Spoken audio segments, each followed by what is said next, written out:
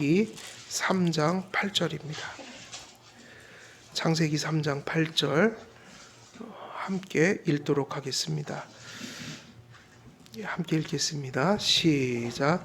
그들이 그날 바람이 불 때 동산에 거니시는 여호와 하나님의 소리를 듣고 아담과 그의 아내가 여호와 하나님의 낯을 피하여 동산 나무 사이에 숨은지라. 아멘. 저 밑에 장견 한 번만 보고 오세요.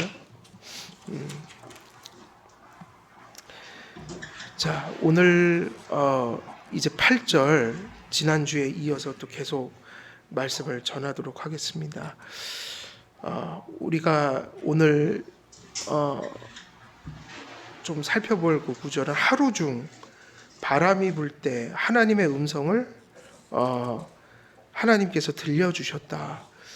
그래서 범죄하고 나서 하나님이 처음으로 등장하는 장면이 8절인데 하나님이 등장하실 때 그때 이제 그 상황들을 기록하고 있어요.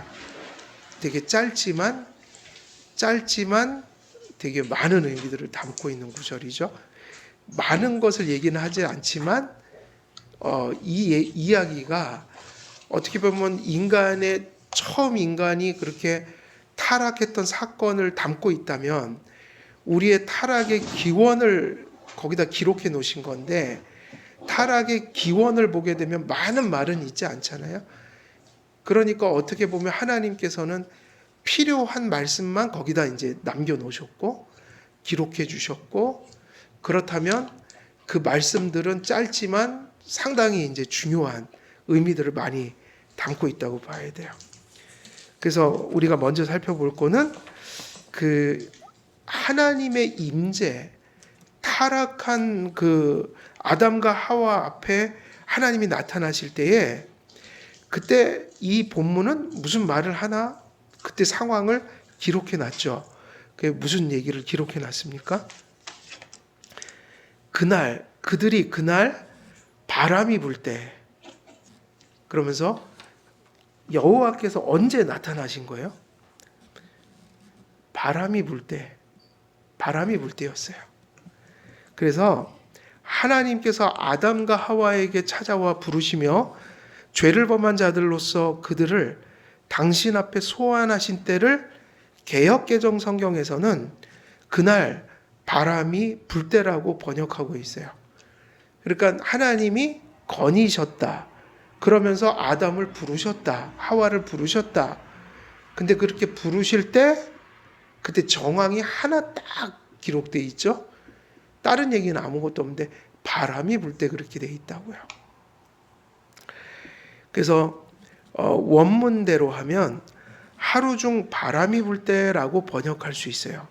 그래서 우리 개역개정역은 그날 바람이 불 때 그렇게 해놨는데 원문대로 한다면 하루 중 바람이 불 때 이렇게 해석을 하면 조금 더 정확한데, 이 바람이라는 이미지하고 지금 뭐가 이렇게 겹쳐지냐면 바람이 불 때 하나님께서 그들을 부르셨다. 그럼 이 부르신다는 건 뭐 여러 가지 의미가 있잖아요. 예를 들면 모세가 이런 거하고 정반대인 거예요. 모세가 하나님 앞에 부름을 받을 때 야 모세야 부르셨잖아요. 저희들이 소명에 대해서 지금 할 때 이제 그 본문 가지고 하잖아요. 모세야. 근데 그 모세야는 어떤 부르심인 거예요? 모세에게는 자신의 구원을 사실은 확고히 하는 순간이면서 하나님의 소명을 받는 순간이죠. 그 모세야는 되게 좋은 의미의 모세야예요.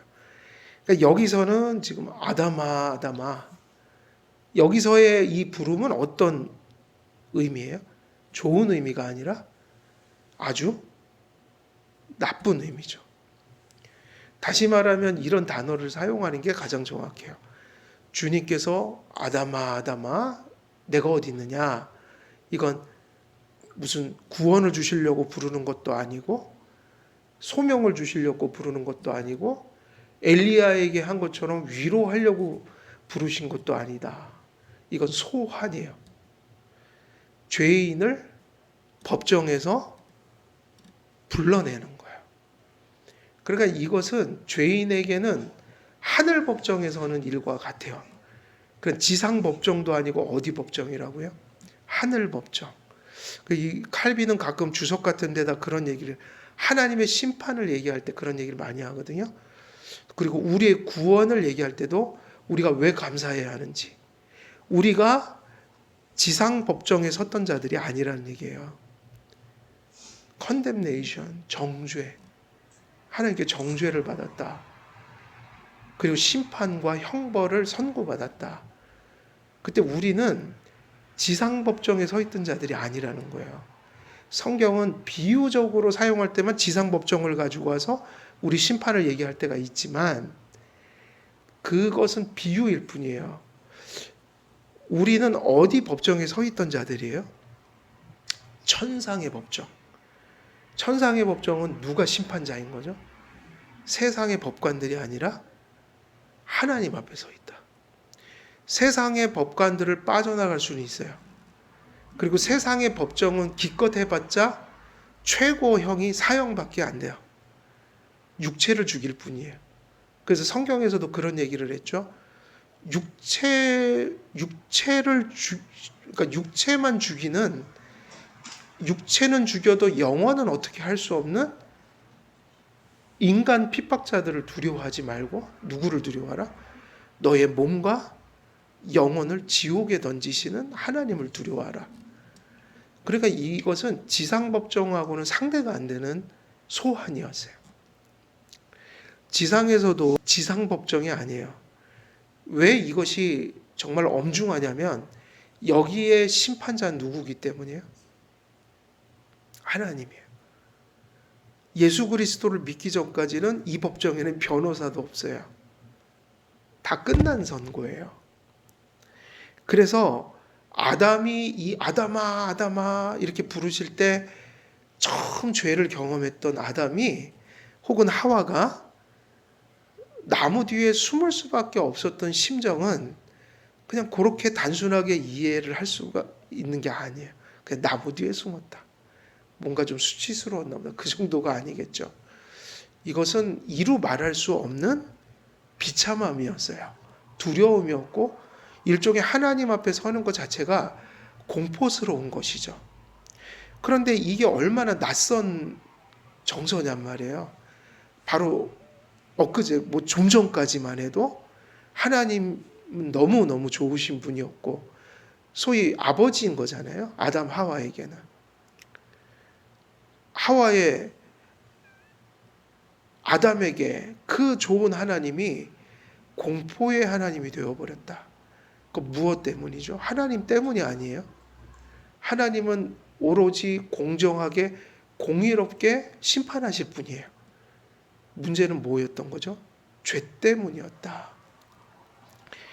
그런 하늘 법정의 그 엄중함을 우리가 깨달아야만 우리가 예수 믿는 사람들이 감사할 수 있어요. 왜냐하면 예수님을 믿는다는 것은 로마서대로 하면 그런 중 누구든지 그리스도 예수 안에 있는 자에게는 결코 뭐가 없다? 정죄함이 없나니. 그 칭의의 이야기에 칭의를 얘기하고 있어요. 정죄함이 없다 우리에게. 우리가 비록 연약하지만 지금 예수님의 의를 덧입었단 말이에요. 그래서 우리는 한번 칭의받은 사람은 다시 정죄를 받지 않죠. 징계를 받을 수는 있어도 버리시지 않아요. 그러니까 하늘 법정의 엄중함을 깨달으면 예수 그리스도의 의가 얼마나 우리에게 절실한지를 깨닫게 되는 것이고 우리가 그 하나님의 심판 때의 심판을 피할 수 있게 됐다는 것은 엄청난 은혜인 거예요. 그러니까 그 예수 그리스도의 의, 우리를 용서하게 만드는 그리고 우리를 의인이라고 여겨주시는 그것의 이유가 되는 그리스도의 공로, 그리스도의 피값 이런 것들이 내 죄의 깊이와 그 하늘 심판 때의 엄중함을 깨달은 만큼 감사하는 거라고요. 이날 하루 중 바람이 불 때 아담과 하와는 소환을 받은 거예요. 소환. 일종의 하나님 심판 때를 직면하게 되는 거죠.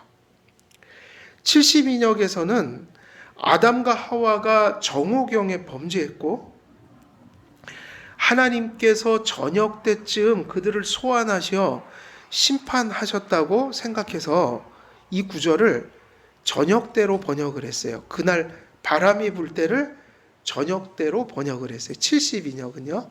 그러니까 구약의 교회가 그러니까 헬라어로 구약을 번역했잖아요. 그 72역이잖아요. 히브리어 성경을 헬라어로 번역한 거. 72역에는 저녁쯤 이렇게 돼 있다고요. 그러나 칼빈과 같은 이는 아담과 하와가 범죄한 후 무화과 나무 잎으로 몸을 가리고 아마 밤을 지새웠다고 보기도 합니다. 보통 동틀 무렵에 공기가 보통 어떠해요? 동틀 무렵쯤 되면 서늘하잖아요. 그러니까는 칼빈은 오히려 이렇게 해석을 하는 거죠. 무화과 나무 잎으로 몸을 가렸고 그 가린 몸으로 하나님이 낯을 두려워하면서 어디에 숨은 거예요? 나무 뒤에 숨어서 밤을 지새웠다. 보통 동틀 무렵에 공기가 서늘하기 때문에 아담과 하와가 새벽 산들바람이 불 때 하나님께서 소환하시는 하나님의 음성을 들었을 것이라고 추측합니다. 우리는 성경에서 하나님께서 나타나신 때를 정확히 알 수가 없고 원문대로 하루 중 바람이 불 때의 어느 시점으로 그렇게 이해하는 게 더 성경적이다. 그러니까 어느 때를 딱 정해버리는 거는 성경 자체가 아무 얘기를 하지 않고 있기 때문에 의미가 없죠. 이게 추측일 뿐이고 칼빈도 뭐 이럴 수도 있고 저럴 수도 있지만 이런 게 이 성경의 정황으로 봐서는 이런 것 같다 하지만 이건 답이 없는 거예요. 그러니까 이런 구절은 모른다가 답인 거죠. 그러니까는 우리가 어떻게 이해를 하면 되죠? 하루 중 바람이 불 때. 그러나 그래서 때를 찾아내는 데 있어서는 아무런 의미가 없지만 바람이 분다는 표현은 많은 걸 함축하고 있어요. 우리는 그날 바람이 불 때에 대한 정확한 시점을 알 수 없지만 주석가들이 심판자로서 아담과 하와를 소환하시는 하나님의 임재가 바람이 불 때 나타났다는 점에서 바람이란 표현이 성경에서 무언가를 가리키는 징표라는 걸 뭔가를 암시하고 있다는 것은 어느 정도 추론할 수 있다. 근데 그건 맞아요. 이 구절을 읽어보면 바람이 서늘하게 불 때, 바람이 부는 어떤 그 시점에서 하나님이 그들의 이름을 부르실 때 하필이면 주님이 임재하실 때 바람이 불었다 이거를 얘기하고 있는데 바람과 지금 이 정황들은 어느 정도는 이렇게 어떤 것을 암시하고 있는 건 사실이에요. 그게 뭘까요? 그러면 바람은 보통 무슨 그러니까 바람은 보통 뭐에 대한 표징으로 많이 쓰이나요? 하나님의 임재죠. 그래서 성령도 뭐와 같다고 그랬어요? 성령도 바람과 같아서 어디서 오셔서 어디로 가는지는 알 수 없다. 그러나 뭐가 있죠? 바람은 흔적을 남기잖아요. 바람이 불면. 근데 보이진 않는다는 거예요. 그리고 바람은 하나님의 임재를 가끔 표현할 때 쓰이기는 해요. 그래서 이게 하나님의 임재와 뭔가 관련된 것을 암시하고 있다. 여기서 우리가 주목할 사실은 이건데 성경은 분명히 이러한 관점으로 우리에게 이 말씀을 전해주고 있다는 거예요. 어떤 거냐면 범죄한 아담과 하와가 무화과 나무 잎으로 자신들의 수치를 감추고 하나님의 임재를 피해 달아나려 했지만 그들이 하나님의 임재 앞에 그들이 감출 수 있는 것도 없었고 그들이 하나님의 임재를 피할 방도도 없었다는 점, 이것은 되게 분명해요. 그러니까 그들이 나무 뒤에 숨은 것은 그들의 죄책감과 양심의 때림과 그런 공포 속에서 짓눌려서 하나님의 낯을 피하긴 했지만 답은 뭐죠? 그걸 피할 수가 절대로 없었다. 하나님의 눈에는 숨길 수 있는 게 아무것도 없다는 거예요. 모든 게 다 드러난다는 거예요. 그리스도 앞에 회개하는 마음으로 신앙을 가지고 나와 그분의 의와 공로를 붙들기 전까지는 이 수치와 공포를 일으키는 양심의 가책으로부터 해방될 수 있는 길이 전혀 없다는 겁니다. 깨끗한 양심, 자유한 양심은 그리스도의 피로 죄사함을 받고 그리스도의 피로 더러움을 씻어낸 양심에만 존재합니다. 그런데 이 바람이 사실은 날마다 새벽마다 불어온 바람이 아니겠어요? 새벽에는 원래 서늘한 바람이 불어요. 그러니까 이게 새벽일 가능성이 높다. 그렇지만 정확히 찝어낼 수 없으니까 그냥 바람이 부는 어느 때에 그들이 하나님의 소환을 받았다. 그 얘기는 그들에게 누구의 존재를 드러내 주셨다는 거예요. 하나님의 존재를, 그걸 임재라고 하잖아요. 그때 그들이 아무것도 숨길 수가 없었다. 그럼 이 서늘함이라는 것이요, 이런 것 같아요. 평소 때도 바람은 늘 불었다. 그런데 하나님과 바른 관계 속에 있고 하나님의 은총을 받고 살아갈 때는 그 바람은 어떤 바람이 아니겠어요? 머리가 이렇게 오싹오싹 머리카락 설 정도의 그런 서늘한 바람이 아닌 거예요. 다시 말하면 이 바람이 몇 도가 돼서 서늘하게 느껴지고 또 사람을 그렇게 만드는지는 모르지만 이 바람은 분명 여기서는 그런 이미지로 지금 전해지고 있어요. 바람이 불 때 하나님이 임재하셨고 그 서늘한 바람과 같은 것들이 여기서는 그 심판자를 직면한 사람의 가슴 속에 일어날 만한 것을 매치해서 보여주고 있는 것이지, 절대로 우리가 보통 그런 느끼는 시원한 바람, 상쾌한 바람, 이런 바람이 아닌 거야. 우리는 인생을 살면서 이런 것을 가끔 경험할 때가 있어요. 우리가 깊은 절망에 빠져 있거나 깊은 우울감 속에 빠져 있거나 깊은 공포 속에 빠져서 밤새도록 신음하다가 아침에 특히 시골에 이렇게 그 강가 같은 데 보면 안개가 자욱하니 그렇게 낀 뭔가 음산한 새벽에 그런 마음을 가지고 아침에 딱 깨서 똑같은 그런 환경을 맞이하면요, 아까 얘기했던 그 경치가 음산함으로 다가와요. 저는 그런 걸 많이 경험했어요. 저 액치에 있을 때 제가 아세아연합 신학대학교에서 공부를 했는데 거기 자취도 하고 거기 기숙사도 있고, 그러면 거기가 학교에서 내려다보면 강이 보여요. 바로 정면에 보여요. 그래갖고 신학생이 얼마나 고뇌가 많겠어요. 솔직히 고뇌가 많았어요. 저는 그 1학년, 특히 1학년 군대 가기 전에 1학년 마치고 군대를 갔는데 그땐 제가 정말 힘든 시기였어요.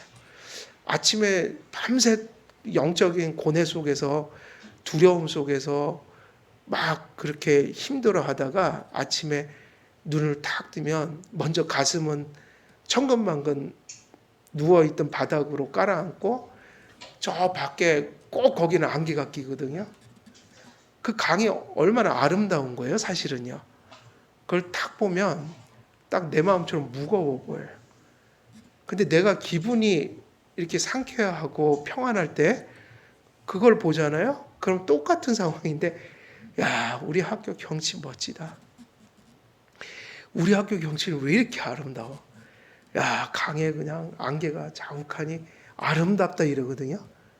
근데 제가 고뇌하고 눈을 뜬 날은 그 안개, 그 모습 자체가 너무 싫어요. 너무 무겁게 다가오는 거야. 여러분도 새벽에 일어났을 때 기분 좋은 날이 있고요. 그 새벽 자체가 막 무거운 날이 있어요.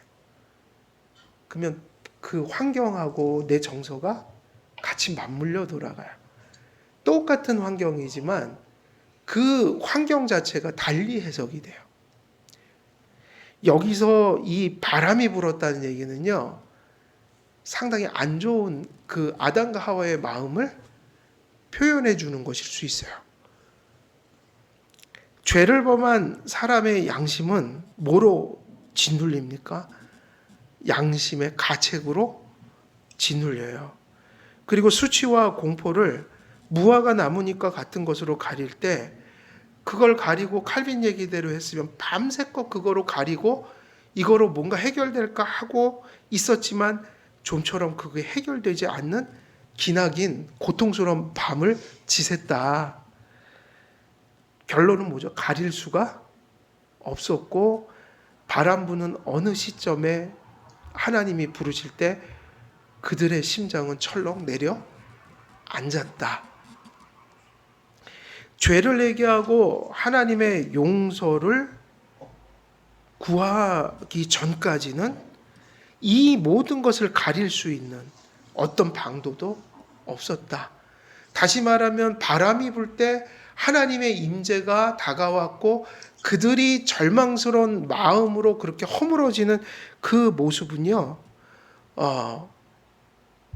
마치 무엇과 같은 절망이냐면 오늘날도 예수님 없이 살아가는 사람들이 겪는 양심의 고통들, 그것으로부터 오는 수많은 정서적 어둠들, 이런 것이라고 충분히 얘기를 할 수가 있어요.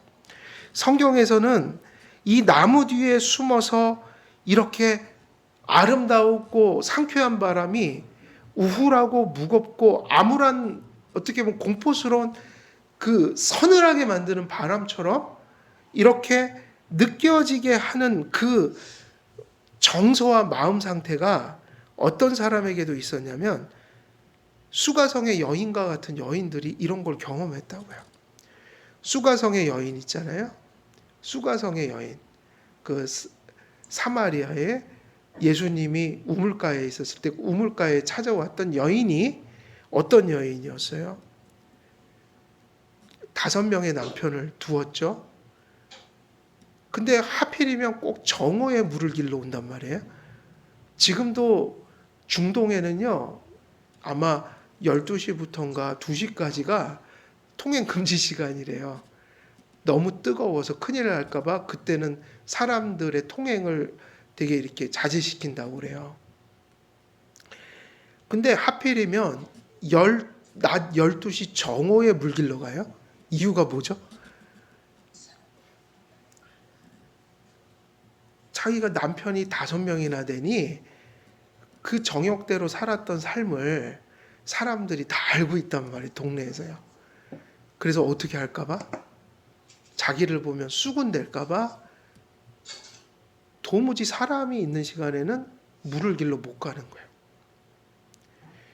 근데 성경에서는 이와 같은 일들이 하나님 관계에서 이미 시작이 된 거로 얘기하고 있어요. 하나님 앞에 죄를 범했다. 그리고 죄를 범하니 수치가 가슴속에 가득했고 그것이 어디도 누구에게도 관계를 계속 못하게 만든 거예요. 사람의 관계도. 그래서 하나님 관계, 인간 관계가 모두 파괴돼 버렸어요. 다 파괴돼 버렸어요. 이유가 뭐죠? 정오에 나가면 그걸 가릴 수 있을 것처럼. 근데 가릴 수가 없죠. 맨날 똑같은 나날이 반복되는 거예요. 정오에 사람 피해서 물 길러 가는 게 그 인생의 문제를 해결할 수가 없어요. 그 죄를 해결할 수 없단 말이에요. 그래서 저는 지금 오늘날 보면 죄를 수없이 예수 외에 다른 것으로 해결하려는 사람들을 많이 보게 돼요. 해결을 못해요. 다시 말하면 세상이 너무 지혜로워져서 하나님의 지혜를 업신여기는 거예요. 그게 무슨 얘기죠? 사도 바울은 오직 십자가 사건이 누구의 지혜라고 그랬어요? 우리를 죄에서 구원하는 하나님의 지혜다. 그럼 세상 지혜가 너무 많아져서 지금 이 시대는 죄를 죄로 알지도 않을 뿐더러 죄의 문제도 십자가 사건으로 해결하려고 하지 않고 무슨 철학, 심리학, 그리고 인간이 동원하는 모든 위로와 위안으로 해결하려고 하는데, 그게 불신자들이 그러면 좋겠는데 교회 안에서 그 짓을 하고 앉아 있다는 거예요. 그래서 목사님들이 수가성의 여인 같은 여인을 만나면 예수님은 어떻게 하셨죠? 그 여인이 구원받은 이유가 두 가지예요. 첫째, 그 여인이 스스로 죄를 고백하도록 만드셨어요. 그래서 예수님 앞에서 스스로 이 얘기를 했잖아요. 네가 남편이 5이다. 그 누가 얘기하셨죠? 그걸 드러내는 게 그 대화의 과정이에요. 네가 남편이 5이야. 다시 말하면 한 번도 그렇게 자기 죄를 드러낸 사람이 없다는 거야. 그 사마리아의 종교 지도자들도, 유대 땅의 종교 지도자들도 그 사마리아 여인의 죄를 드러내 줄 수 있는 사람이 그 시대에 없었어요. 성경적으로 드러내 주지 못한다는 거예요. 손가락질은 해도. 그러나 예수님은요, 정확히 그 여인의 죄를 하나님 앞에서 드러나게 했어요. 수치스럽게 만들었다고요. 그리고 답을 주셨어요. 네 앞에 있는 사람이 누군지 알면 내 앞에 있는 분이 누구다? 메시아다. 누가 답이라는 얘기예요? 그리스도가 답이다. 두 가지죠. 죄를 죄로 드러내줘야 돼요. 죄를 짓는데 죄를 똑바로 알지 못하게 하면 복음을 절대로 받을 수가 없어요. 죄를 죄로 알 때 뭐가 복음으로 들려지는 거예요? 예수 그리스도가. 답은 예수 그리스도예요. 그런데 다 무엇으로 가리려고 해요? 무화과 나무잎 같은 거로. 그래서 오늘날 목사님들이 수가성 여인 같은 분들이 오면 뭐 기분 나쁠까봐, 뭐 상처받을까봐, 또 뭐 교회가 더 많이 늘어나는데 지장이 있을까봐 죄를 얘기하지 않죠. 어떻게 처방을 할 것 같아요? 수가상의 여인이요, 정오 12시에 나가세요. 12시에 물 길러 가세요. 사람들 피해서. 그러면 별로 수치스럽지 않을 거예요. 그거의 지혜라고 가르쳐 주는 거야. 다시 말하면 교회가 세상 철학, 심리학에 물들어서 오은영이가 해주는 그런 방식으로 자꾸 상담을 한다고요. 죄를 얘기하는 거를 몹시도 힘들어해요. 그러면 교회는 죽는 거예요. 수가성의 여인이 죄를 깨달았고 죄를 해결해 주시는 분을 누구로 안 거예요? 예수님으로 안 거죠. 그때 그 여인이 바뀌었어요? 안 바뀌었어요? 그 여인이 제일 힘들어하는 걸 하잖아요. 12시에 사람들 피해갖고 우물기로 온 사람이 예수님 만나자마자 뭐를 갖다 내던져요? 물동이 내던지고 누구한테 달려가요? 사람에게 들어가요. 아직도 자기가 남편 5인 걸 아는 사람들. 우리가 사람 때문에 무슨 일을 겪든 상처를 받든 뭐하든요, 예수님을 만나서 우리가 구원받고 영원히 건강해지면요, 심지어는 누구에게 다가가서 복음을 전해요? 왼수에게 다가가서. 복음은요, 심리학 정도가 아니에요. 그게 기분으로 간 게 아니라 진리 인식에 의해서 간 거예요. 내 죄가 이제 씻겨졌다. 그러니까 수치스럽지 않다. 누가 용서하셨기 때문에요? 하나님이요.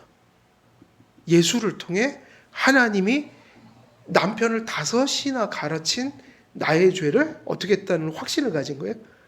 용서하셨다. 그러니까 진짜가 해결되니까 나를 이제는 손가락질 하든 안 하든 상관이 없는 거예요. 하나님이 하셨으면 됐지, 용서를. 이제는 오히려 나를 손가락질하는 저 사람들에게 가서 메시아가 왔다고 전해야지. 요게 그 9절에 4장에 나오는 그 수가성 여인에 대한 말씀의 뭐예요? 결론이에요. 삭개오는 어땠어요? 삭개오는 또 어땠습니까? 삭개오는 세리잖아요. 또 그 시대에 가장 더러운 사람, 사회에서 가장 더럽게 여기는 사람, 창부와 세리. 아까 수가상의 여인은 그런 죄를 졌고, 이 마태는 이제 금전적인 아주 더러움, 로마에 빌붙어서 세금 엄청 걷어갖고 자기 띄어먹고 로마에다 보내고, 가난한 사람들의 돈을 착취하는 사람,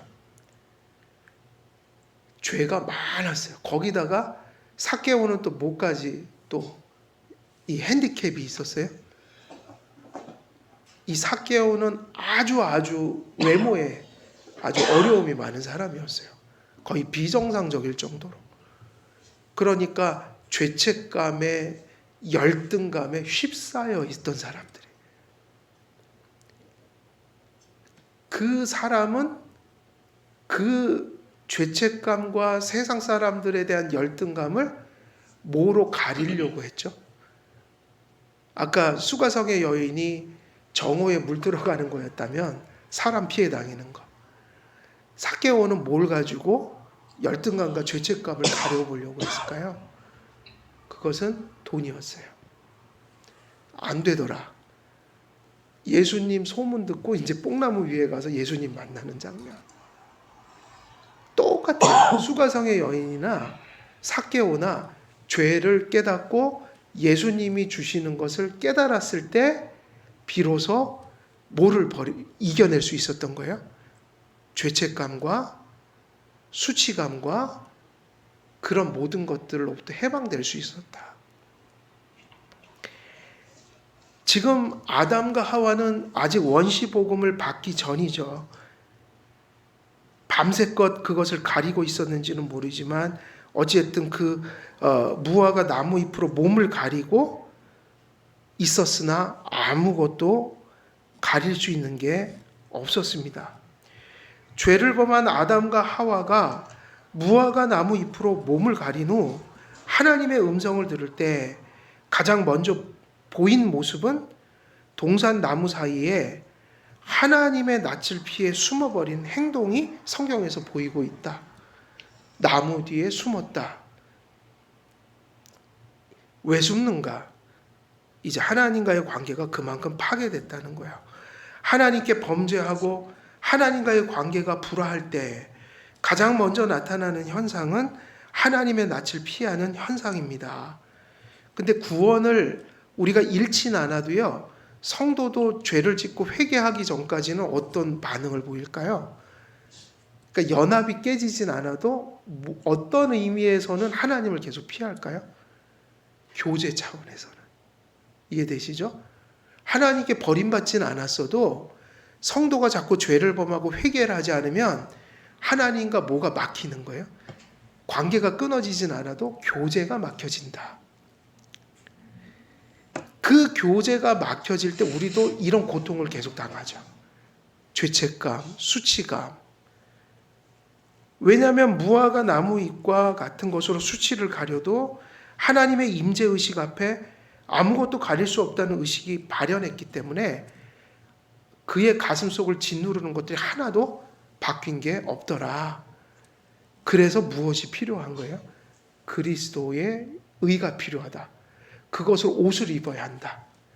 성도님들이 교제가 막히고 하나님께 기도하기 힘들고 교회 나오면 왠지 자꾸 힘들어지고 자꾸 하나님과 멀어질 때 빨리 뭐 하셔야 되는 거예요? 회개하고 누구의 용서를 빨리 바라봐야 돼요? 그리스도의 용서를. 근데 성화의 회개를 할 때 용서가 보이는 거예요. 회개를 해서 용서받는다는 얘기가 아니라 회개 안 하고 자꾸 성도가 어둠 속에 있으면 주님의 용서가 의심된다고요. 회개 속에서 누가 나를 용서해 줬지를 바라봐야 돼요. 예수님이 나를 용서하셨지. 나는 용서를 받은 존재이지. 근데 이게 성화의 회개를 하지 않으면 용서받고 있으면서도 용서받았다는 확신이 잘 안 생겨요. 성도는 그리스도의 용서를 성화의 회개 속에서 선명하게 바라보는 거예요. 마음이 어떤 자가 하나님을 볼 거라고 했나요? 마음이 청결한 자가 하나님을 볼 것이요. 성도들도 마찬가지입니다. 용서 속에 있으면서도 죄 짓고 회개 안 하면 성도의 시력이 흐려져서 하나님이 내게 이미 베푸신 은혜가 보이질 않게 되죠. 그게 언제까지의 다윗의 모습이에요? 그렇게 흐려졌던 게 왕이 돼갖고 밧세바를 범하고 간접살인을 해고선도 뉘우치지 않고 나단 선지자가 와서 책망하기 전까지 버티고 있었어요. 그 상태까지는 누가 보이질 않았죠? 하나님이 보이질 않았고 은혜가 보이질 않았고 그래서 심지어 누가 떠나갈 것처럼 여겼어요. 성령을 거두지 마옵소서. 그게 무슨 얘기냐면 마음이 청결하지 못하기 때문에 내 안에 있는 은혜를 그는 의식할 수가 없는 거예요. 그래서 성도님들이 내가 용서받은 자로서 또 용서를 누리고 더 누리고 또 은혜 위에 또 은혜를 누릴 정도로 그 용서를 깊이 깊이 누려가려면 성도가 죄 졌을 때 회개해야 한다. 무슨 회개예요? 성화의 회개. 그건 구원받으려고 하는 회개가 아니에요. 자기 안에 구원이 있으면서도 불신자처럼 고통받는 상태를 벗어나기 위해서. 왜 그런 고통을 받는가? 구원받았지만 더러운 삶을 사니 마음이 불결하니 받은 구원도 의심되는 거예요. 그러니까 뭐를 하는 거죠? 성도가 회개하면 회개할수록 성도가 성화를 이루어가면 이루어갈수록 무슨 확신이 더해지는 거예요? 사죄의 확신이. 누리는 거죠. 그래서 무화과 나무 잎으로 몸을 가렸지만 하나님의 음성이 들리고 그분의 임재가 드러나자 그들은 하나님의 낯을 피해 도망했습니다. 예수 그리스도를 알기 전까지는 아담도 이랬고 모든 사람이 다 이런 거죠. 창세기 3장 15절의 원시복음을 듣기 전까지는 아담과 하와에겐 그 어떤 소망도 없는 거예요. 그래서 우리는 아담과 하와가 범죄함으로 하나님과 멀어졌다고 표현할 수 있지만 그 반대도 성립한다는 것을 기억해야 합니다. 하나님과 자꾸 멀어지는 모습이 내 자신에게 나타난다면 우리 안에 죄가 역사하고 있음을 우리는 깨달아야 합니다. 성도들이 자꾸 하나님과 멀어지고 있다면 내 안에서 회개할 일이 있다는 얘기예요. 죄 때문에 하나님과 멀어질 뿐만 아니라 하나님과 멀어지고 있는 현상 자체가 우리가 범죄하고 있다는 증거인 것입니다. 여러분 이 얘기는 좀 재밌죠? 우리가 꼭 무엇을 잘못해서 하나님과 멀어져 있다는 것을 감지하는 건 아니에요. 하나님과 멀어지는 것 자체가 뭐이기 때문인 거예요. 하나님과 멀어지는 것 자체가 뭐예요? 죄예요. 그러니까 멀어지는 것 자체로 우리는 회개가 되어야 돼요. 뭘 잘못해서 꼭 내가 회개하는 게 아니라 사실은 멀어지고 있는 것 자체가 죄의 현상이거든요. 8절에서 우리가 발견하게 되는 그 서글픔이라는 것이 이런 데 있습니다. 타락 전 하나님의 낯은 그들이 존재하는 이유고 그들의 그 복의 근원이었습니다. 아담과 하와는 타락 전에 하나님을 영화롭게 하였고 그리고 하나님 자체가 한없이 그들에게 뭐였냐면 즐거움이었어요. 그러니까 우리가 지금 그 웨스트민스터 소요리 문답에서 고백하는 것이 아담에게는 그때 경험되었던 것이에요. 계속 우리보다 더 강렬하게. 왜냐하면 죄가 없었으니까요. 하나님께 영광을 돌렸고요. 죄가 있기 전에 아담과 하와는. 그리고 그 하나님의 낯이 다시 말하면 하나님의 임재 자체가 그들에게는 뭐였을까요? 즐거움이죠.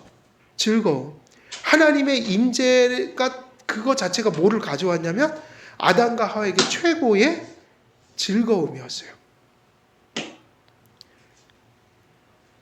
그러니까 우리가 웨스트민스터 소요리 문답에서 뭐라고 고백하죠? 구원받고 계속 회복되고 진보되어야 될 일들이 우리가 믿고 신앙생활할 때 우리가 시간이 흐를수록 더 하나님을 영화롭게 하고 그리고 우리 삶 속에서 누가 계속 즐거워져야 되는 거예요? 하나님이요. 이게 구원이라고 얘기하고 있어요. 그리고 복이라고 얘기하고 있어요. 그러니까 하나님께 영광이 되는 것이 누구에게 다 전부 복이 되는 거예요? 우리에게. 그래서 타락 전에 아담과 하와는 하나님을 영화롭게 했고 하나님을 한없이 즐거워했습니다. 그러나 그 영화롭고 즐겁게 느껴지던 하나님의 낯이 이제는 뭐 하는 대상이 되고 만 거예요? 피해야 되는 대상. 지상 성도들도 이거를 경험한다고 그러잖아요. 저희가 죄를 지으면 저부터 뭔가 죄를 짓고 나면 예배 드리는 게 즐겁겠어요? 아니면 힘들겠어요? 힘들죠. 죄를 지면 설교하는 게 즐겁겠어요? 고통스럽겠어요? 자꾸 죄 짓잖아요? 교회가 멀어지는 거예요. 목회자가 죄를 범하면 설교하기가 자꾸 싫어지는 거예요. 왜냐면 그때마다 자꾸 고통을 치러야 돼요. 내 같은 게 뭘 설교를 준비해? 야, 나 같은 게 무슨 설교를 또 전해? 이게 누가 정죄하는 걸까요? 마귀가 제일 좋아하는 모습이죠. 마귀가 정죄하는 거예요. 하나님은 빨리 회개하고 제정신 차려고 나를 즐거워해라 이러는데 마귀가 너 죄인이야. 네 같은 게 뭐 설교해. 너 같은 게 뭐 교회 다녀? 야, 너 해봤자 아무 소용없어. 너 같은 건 자격도 없어. 이거 누구 소리라고요? 마귀 소리예요. 하나님은 지금 이렇게 말씀하시죠. 죄 맞다. 죄를 죄라고 하시죠. 그러니까 빨리 뭐 해라? 회개하고 내가 너를 용서한 것을 빨리 누려라. 이렇게 말씀하시죠. 그러나 우리들은 언제나 아담과 하와처럼 넘어질 때 이처럼 아담과 하와가 경험했던 것들을 때때로 경험하게 된다고요. 그들의 양심은 하나님의 임재가 나타나기 전부터 하나님을 피하기 시작했고 하나님의 음성은 그들에게 심판자의 다가옴으로 느껴졌습니다. 죄를 범한 후 선하신 아버지께서 그들에게 심판자로 느껴진 것 때문에 그들은 괴로워할 수밖에 없었죠. 죄가 선하신 아버지를 두렵고 공포스러운 심판자로 만든 것입니다. 우리에게 그리스도의 은총이 절실한 이유는 십자가 대속으로 하나님과 화목을 가져오는 그리스도의 중보만이 심판자를 다시 누구로 돌려놓기 때문이에요? 아버지로 돌려놓기 때문이에요. 그러니까 결론은 이거밖에 없어요. 구원을 못 받은 자들도 또 구원받았지만 지금 성화의 회개를 이루지 못함으로 하나님 교제가 몹시도 파괴된 모든 사람들이 공통적으로 경험하는 건 이 고통인 거야. 이 고통에서 헤어나오는 길은 무엇밖에 없죠? 죄를 인정하고 죄를 회개하면서 죄를 혐오하면서 이 죄 속에서 나를 건져주실 분은 누구밖에 없습니다. 고백하는 길밖에 없어요. 주님밖에 없습니다. 그게 누구로 옷을 입는 거예요? 그리스도로. 그 무화과 나뭇잎을 벗어버리고 불완전한 누구로 옷을 입는 거예요? 그리스도로. 죄를 깨닫는 거 중요하다고 그랬어요. 죄를 깨닫고 그걸 뉘우치고 그걸 혐오하면서 누구의 용서를 받아들이는 거죠? 그리스도의 용서를. 그러니까 죄를 깨닫는 게 선행한다. 뭘 깨닫지 않으면 예수를 안 받아들이니까요. 우리도 뭐를 깨닫지 않으면 성화 회개를 안 해요. 그때까지는. 죄의 심각성을. 그래서 어떻게 가는 게 답이냐면 죄를 인정하고 죄의 심각성 속에서 그 죄의 심각성을 해결할 수 있는 분이 누구밖에 없다? 예수밖에는 없네. 그게 뭐냐면 예수의 의로 우리가 옷을 입는 거예요. 그 믿음밖에는 불신자가 구원받을 길도 없고, 또 그러니까 구원을 받은 자가 다시 성화의 회개 속에서 회복되는 거, 그것도 이 믿음밖에는 없는 거예요. 이 믿음을, 죄를 깨닫고 예수님만 의지하는 이 믿음이 불신자로 있을 때는 회심이 되는 거고, 예수님 안에서 순간순간 이 믿음으로 살아갈 때는 성화의 은혜가 되는 거죠. 지금 8절에서는 사실은 몹시 서글프고 한탄스러운 정황만이 계속 비추고 있어요. 그래서 매튜 헨리도 이 구절을 해석하면서 하나님의 낯을 피해 동산 나무 사이에 자신을 숨긴 아담과 하와의 행동을 정말 애처로운 변화라고 이렇게 표현을 했습니다. 매튜 헨리가. 애처로운 변화. 이건 아담과 하와가 경험한 거고, 우리는 이제 믿고 있잖아요. 구원을 받잖아요. 우리는 다시 이쪽으로 돌아가면 안 돼요. 다시 말하면 죄를 범하고 넘어지더라도 빨리 회개하고 예수님의 용서를 의지해서 언제나 이런 상태가 되지 않도록 빨리빨리 죄를 해결하면서 살아야 된다. 이런 성화의 회개를 잘 하지 못하면 인생 속에서 아주 커다란 위기를 직면한다는 거예요. 그 얘기하고 좀 다르잖아요. 우리가 평소 때 죄를 짓죠. 그러나 깨어있는 성도는 순간순간 매일매일 그때그때 회개하면서 또 용서를 의지해서 평상의 삶을 살아가죠. 근데 이거는 모든 사람의 삶이에요, 사실. 매일 실수도 하고 매일 부족하고. 그러나 구원받은 자도 그 죄라는 게 이런 모습이 아니라 순간순간 매일매일 빨리빨리 해결하는 게 아니라 다윗과 같은 대로 그렇게 빠져들면 다윗이 경험한 그 엄청난 시간들이 있잖아요. 고통. 이게 좀 다른 거예요. 죄가 있어요, 우리 모두가. 그러니까 매일매일 깨어서 회개하고 또 주님의 은총을 의지해서 살아간다. 근데 어느 날 잠이 들어버렸다. 다시 말하면 성도가 죄에 빠져버린 거죠. 이렇게 되면 누구 같은 고통을 겪냐면 다윗과 같은 일을 경험하게 되는 거예요.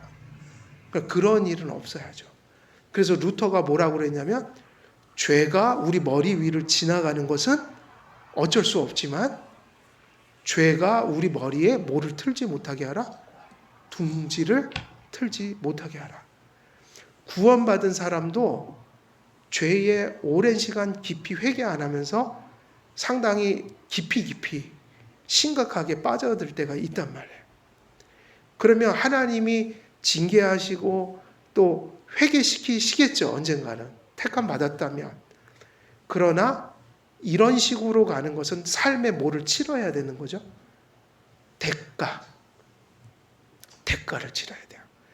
순간순간 회개하면서 은혜를 의지해서 간다는 말하고, 다윗처럼 실제로 이렇게 그 밧세바 범하고 자기 충성하는 그 부하를 살인하는 그런 행동까지 그렇게 가서, 그럼 그 시간은 되게 긴 시간들이라고 봐야 돼요. 그리고 거기서 헤어나와서 하나님의 그나마 그 은혜를 베푸셔서 겨우겨우 빠져나왔지만, 그 빠져나오는 과정 속에 그가 치러야 될 삶의 고통이라는 것은, 그리고 시간의 그 낭비들이 대단한 거였단 말이에요. 성도는 그런 모습으로 전락해서는 안 된다.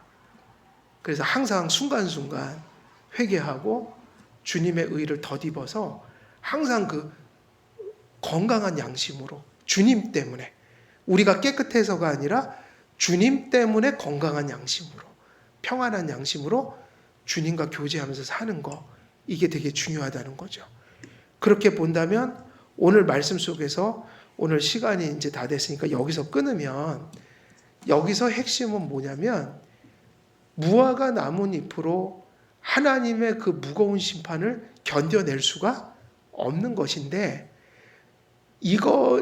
그러므로 인해서 이것이 인류에게 죄를 범한 아담과 인류들에게 이것이 비참합니다. 이것을 그리스도인들에게 적용한다면 이러한 죄로 인한 이러한 비참과 서글픔이 사실은 아담에게도 그러했고 예수님을 이미 믿은 구원받은 우리들에게도 이러한 일이 불신자에게나 성도들에게 임할 때 유일한 여기서 헤어나올 수 있는 해결책은 하나밖에 없다는 거죠. 무화과 나뭇잎을 빨리 벗어 던지고 누구를 의지하는 길밖에 없는 거예요. 그리스도만을, 이게 중요해요. 그리스도만을. 예수님의 의 외에는 아무도 용서받을 길이 없다. 그러므로 이 말씀은 죄의 심각성을 우리에게 전달하는 동시에 이러한 죄 속에서 인생을 건져내는 것은 예수의 피밖에 없다는 사실을 지금 얘기하고 있는 거예요. 창세기 3장 15절로 가면 이제 그게 분명해지죠. 날마다 믿는 예수님이지만 어떤 순간에도 우리에게 예수님이 그렇게 절실하지 않은 순간은 없어요. 이유가 뭐죠? 우리 모두가 어느 순간에도 죄로부터 자유롭지 못하기 때문이에요.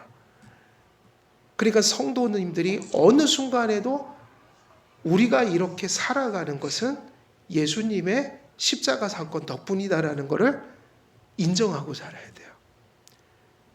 또 성도가 넘어져서도 또다시 일어날 수 있는 것은 죄를 인식하는 가운데 이미 주신 예수님의 용서를 다시 재확인할 때 그때뿐인 거예요. 그것만이 죄책감에서 벗어나게 하는 거라고요.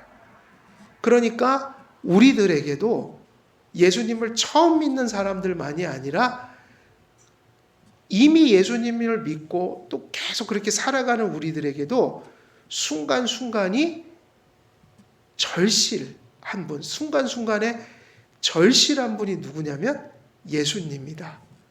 지금도 예수님 때문에 우리가 이렇게 삽니다. 이 마음을 잃어버려서는 안 된다는 거예요.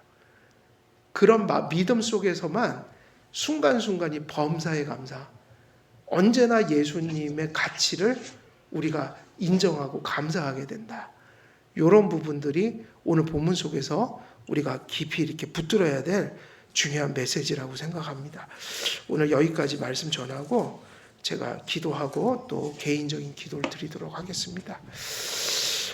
은혜로우신 아버지 하나님, 하나님의 말씀을 대할 때마다 허물과 죄로 죽었던 때도 또 지금 그리스도 안에서 또 새 생명을 얻어 그리스도인으로 살아가는 이 순간에도 언제나 우리에게 절실한 분이 예수님이라는 것을 다시 한번 고백하고 또 감사하게 됩니다. 아버지 하나님 앞에 죄인이 설 수 있는 다른 길이 없음을 오늘도 본문 속에서 또 선포하고 있습니다. 우리들에게 구원을 주신 하나님께서 또 여전히 여죄를 가지고 또 때때로 넘어지는 저희들에게 예수 그리스도의 의로 옷 입혀주시고 그것 때문에 심판할 우리들을 또 사랑 많은 아버지로서 대해주시는 그 은혜를 누리며 살아가니 그 순간순간에 하나님의 은혜를 감사하며 또 순간순간 연약한 자로서 우리 주 예수 그리스도가 얼마나 절실하게 우리에게 필요한 분이신지를 우리가 늘 깨닫고 감사하며 살아갈 수 있도록 하나님 서리 인도해 주옵소서. 감사드리오며 우리 주 예수 그리스도의 이름으로 기도드리옵나이다. 아멘.